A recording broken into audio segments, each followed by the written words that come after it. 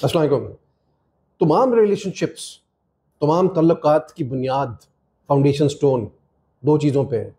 Honesty यानी कि ईमानदारी और ट्रस्ट। Honesty, trust. अगर ईमानदारी और ट्रस्ट नहीं होगा तो कोई रिलेशनशिप नहीं होगा, चाहे वो पेरेंटल रिलेशनशिप हो, वालिदैन के साथ, फिलियल बहन भाइयों के साथ, प्रोफेशनल कोलीग्स के साथ या दोस्तों के साथ। हर रिलेशनशिप की बुनियाद, बेसिस, फाउंडेशन स्टोन क्या होता है? ट्रस्ट और ईमानदारी।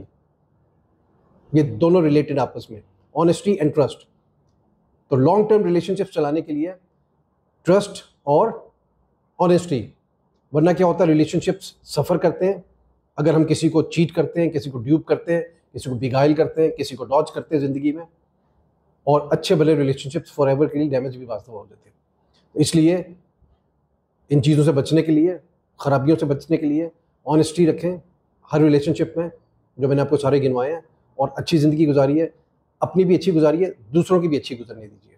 इंग्लिश में कहावत है इसके बारे में, live and let live, live and let live. इस पर ख़ास अमल करें और पुरसुकून ज़िंदगी गुजारिए। Thank you.